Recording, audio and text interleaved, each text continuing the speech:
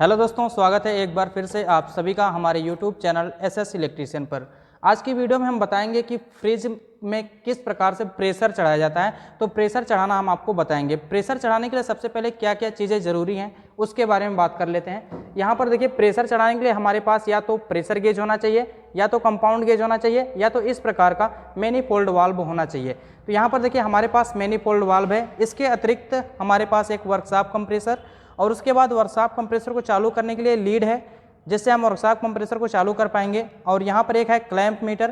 Clamp metre से इस workshop compressor की कंडीशन को देखा जाएगा कि ये कितना एम्पियर ले रहा है। तो चलिए हम यहाँ पर शुरू करते हैं प्रोसेस को, किस प्रकार से इसमें प्रेशर चढ़ाया जाएगा। यहाँ पर देखिए, सबसे पहले जो हमारा प्रेशर गेज है ना, इस प्रेशर गेज के घड़ी के जस्ट निचले वाले सिरे को जोड़ देना है। कहाँ पे? हमारा जो सिस्टम का कंप्रेसर है उसके चार्जिंग लाइन में। यहाँ पर देखिए, सिस्टम के कंप्रेसर का ये चार्जिंग लाइन है। इस चार्जिंग लाइन को यहाँ से हम खोल लेते हैं। पहले देखिए, इसमें एनआरबी पिन लगा होगा, तो एनआरबी पिन को निकाल लेते हैं, क्योंकि प्रेशर चढ़ाते समय एनआरबी पिन की कोई विशेष ज़रूरत नहीं होती है। अगर एनआरबी पिन लगा भी होगा तो भी कोई प्रॉब्लम नहीं है, तो वैसे हम निकाल लेते हैं ताकि हमको पूरी तरह से कन्फर्म हो सके यहाँ के प्रेशर इसके अंदर जा रहा है। तो चलिए हम यहाँ पर इस पाइप को लगा लेते हैं। तो इस प्रकार से इस पाइप को इसमें टाइट कर देना है। देखिए, ये पाइप लग चुकी है। अब हमको क्या करना है, यहाँ पर देखिए, जो हमारा गेज है ना, गेज का ये जो निचला वाला सिरा है ये तो लग गया हमारे सिस्टम के चार्जिंग लाइन में। अब ये जो बीच वाला सिरा है ना, इस बीच वाले सिरे को लगा देना है वर्कशॉप कंप्रेसर के डिस्चार्ज लाइन में। यहाँ पर देखिए, ये जो हमारा वर्कशॉप कंप्रेसर है इसमें दो लाइनों में एनआरबी पिन लगाया गया है। एक यहाँ पे लगाया गया है और एक यहाँ पे लगाया गया है। तो यहाँ पर देखिए, ये जो हमारी लाइन है ये डिस्चार्ज लाइन है। तो डिस्चार्ज लाइन में ही हमको ये वाली पाइप लगाना होगा, ताकि ये वर्कशॉप कंप्रेसर जब डिस्चार्ज करे तो इसका प्रेशर इस सिस्टम के अंदर इस गेज से होते हुए चला जाए। तो चलिए हम यहाँ पर इसको टाइट कर लेते हैं। देखिए, पाइपें सारी जुड़ चुकी हैं। अब हमको क्या करना है, कंप्रेसर को स्टार्ट करना है। कंप्रेसर को स्टार्ट करने से पहले हम यहाँ पर सुनिश्चित कर लेते हैं कि हमारा जो कंपाउंड गेज है ये ऑफ होना चाहिए। तो कंपाउंड गेज को हम ऑफ कर लेते हैं, और जो हमारा प्रेशर गेज है ये खुला होना चाहिए। तो प्रेशर गेज को हम खोल लेते हैं। यहाँ पर देखिए, प्रेशर गेज के हैंडल को हमने खोल दिया है, ओपन कर दिया है। अब हमको क्या करना है, इस कंप्रेसर को ऑन करना है। कंप्रेसर को ऑन करने के लिए यहाँ पर आप देख सकते हैं रिले और ओएलपी लगाया गया है। इस रिले और ओएलपी में हम कनेक्शन कर देते हैं। एक कनेक्शन करना है ओएलपी में और एक कनेक्शन करना है रिले में। तो यहाँ पर देखिए, रिले के इस साइड में हमको दे देना है सप्लाई। अब देखिए, यहाँ पर दोनों तार लग चुके हैं, न्यूट्रल और फेज के। अब इसको लगा देना है इस बोर्ड के पैरेलल वाले सॉकेट में। यहाँ पर देखिए, इस बोर्ड की पैरेलल सॉकेट है। पैरेलल सॉकेट में हम लगा देते हैं, और लगाने के बाद हमको क्लैंप मीटर इसके किसी एक तार में लगा देना है, ताकि हमको इस कंप्रेसर की कंडीशन और एम्पियर पता चलता रहे। तो चलिए हम यहाँ पर क्लैंप मीटर को 200 एम्पियर पे सेट कर लेते हैं। इस प्रकार से इसको सेट कर लेना है। यहाँ पर देखिए 0 रीडिंग हो गई। अब हमको क्या करना है, स्विच को ऑन करना है। स्विच को ऑन करने के बाद हमको क्लैंप मीटर देखना है, और क्लैंप मीटर देखने के बाद यहाँ पर प्रेशर गेज देखना है। तो चलिए हम इसको ऑन करते हैं।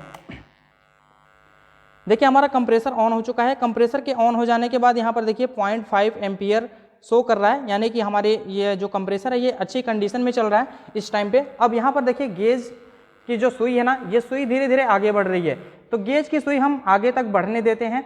किसी भी फ्रिज में अगर वो 190 लीटर के आसपास की फ्रिज है तो उसमें आप 200 psi तक प्रेशर चढ़ा सकते हैं। उससे ज़्यादा अगर आप प्रेशर चढ़ाते हैं तो हो सकता है कोई सिस्टम डैमेज हो जाए, कोई पाइप डैमेज हो जाए। तो आपको 200 psi तक प्रेशर चढ़ाना है।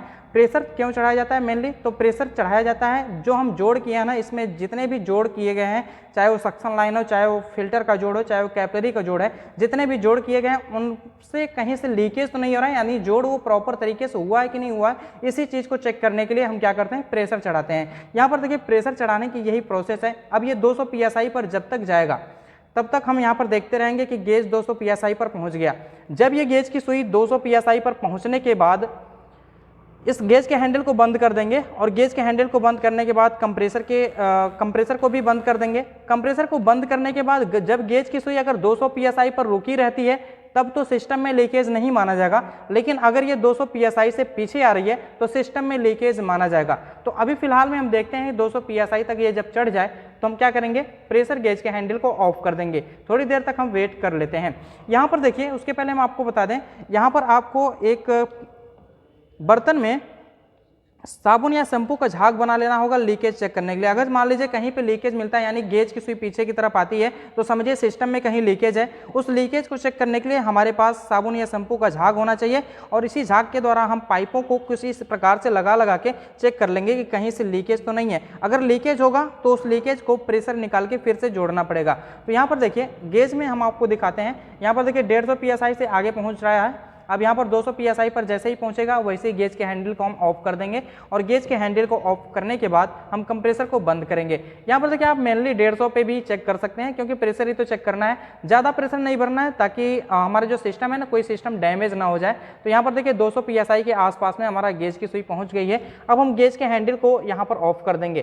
तो गेज के हैंडल को यहाँ पर ऑफ कर देना है, और हैंडल को ऑफ करते ही हमारा जो कंप्रेसर चल रहा है इस कंप्रेसर को भी बंद कर देना है। यहाँ पर देखिए कंप्रेसर को यहाँ से ऑफ कर देंगे। अब ये हमारा सिस्टम पूरी तरह से प्रेशर चढ़ गया है। इस सिस्टम में प्रेशर चढ़ गया, सिस्टम में प्रेशर चढ़ गया, ये प्रेशर यहाँ पर बता रहा है, यानी कि जो ये फ्रिज है ना, इस फ्रिज के अंदर जितना भी प्रेशर है अब ये गेज बता रहा है। यहाँ पर देख सकते हैं ये जो पाइप लगी है ना चार्जिंग लाइन में, ये जो चार्जिंग लाइन में पाइप लगी है, तो यहाँ से इस सिस्टम के अंदर जितना भी प्रेशर होगा वो प्रेशर इस पाइप से होते हुए इस गेज को बता रहा है। तो गेज की सुई अभी 200 PSI पर टिकी हुई है। तो 5 मिनट 10 मिनट हम वेट कर लेते हैं, और वेट करने के बाद अगर ये सुई 200 पर ही टिकी रहती है तो समझिए सिस्टम में कहीं भी लीकेज नहीं है। लेकिन अगर पीछे आ रही है सुई तो समझिए सिस्टम में लीकेज है। तो अभी तक अनुमानतः हमने ये देखा कि 200 PSI पर यह सुई रुकी हुई है, इससे पीछे नहीं आ रही है, इसका मतलब सिस्टम में लीकेज नहीं है। तो इस प्रकार से सिस्टम में प्रेशर चढ़ाया जाता है, और सिस्टम में प्रेशर चढ़ा के लीकेज को चेक करते हैं। देखिए लीकेज को कैसे चेक करना है, हम लीकेज क्रिएट करके आपको बताते हैं। हालांकि सिस्टम में जो भी जोड़ा गया है उसमें लीकेज तो नहीं है, हम लीकेज को क्रिएट करके यहाँ पर दिखाते हैं। देखिए यहाँ पर ये जो लाइन है ये सक्शन लाइन है, और यहाँ पर ये जो लाइन है डिस्चार्ज लाइन है, और ये कैपिलरी ट्यूब जुड़ी हुई है फिल्टर से, और यहाँ पर कंडेंसर का आउटपुट जुड़ा हुआ है। हमको मेनली यहीं पर 3-4 जगहों पर चेक करना होता है, क्योंकि 3-4 जगहों पर हम वेल्डिंग ही करते हैं। तो यहाँ पर चलिए देखते हैं किस प्रकार से लीकेज को चेक करना है। देखिए लीकेज को चेक करने के लिए बस झाग यहाँ पर लगना चाहिए। इस प्रकार से झाग अभी सही से बना नहीं हुआ है, देख सकते हैं आप, इस प्रकार से चेक करना है। तो अगर ये यहाँ पर लीकेज होता है तो बुलबुला निकलता है, यहाँ पर देख सकते हैं आप, लीकेज होता है तो बुलबुला निकलता, लीकेज नहीं है। चलिए हम लीकेज क्रिएट करके दिखाते हैं। यहाँ पर कहीं पर भी लीकेज नहीं है, इसके पहले भी हम चेक कर चुके हैं। तो चलिए हम यहाँ पर क्रिएट करके दिखाते हैं कि लीकेज किस प्रकार से पता चलता है। ये जो पाइप है ना, इस पाइप को थोड़ा सा हम ढीला करेंगे, और ढीला करने के बाद जब यहाँ से एयर लीकेज होने लगेगा तो हमको पता चल पाएगा कि लीकेज किस प्रकार से दिखाई देता है। तो चलिए हम इसको थोड़ा सा खोल लेते हैं, और खोलने के बाद हम लीकेज टेस्ट करना आपको सिखाते हैं। देखिए यहाँ से लीकेज होने लगा, एयर लीकेज हो रही है। अब इस एयर लीकेज को हम किस प्रकार से झाग के द्वारा पता करेंगे, यहाँ पर देखिए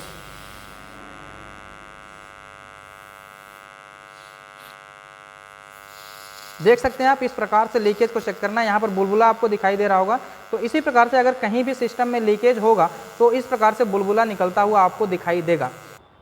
तो अगर आपको प्रेशर चढ़ाने की प्रक्रिया समझ में आई हो तो वीडियो को लाइक जरूर कर दीजिएगा। चैनल पर नया है तो चैनल को सब्सक्राइब करके बेल आइकन को प्रेस कीजिए, ताकि आपको आने वाली सभी इंटरेस्टिंग वीडियो का नोटिफिकेशन मिलता रहे।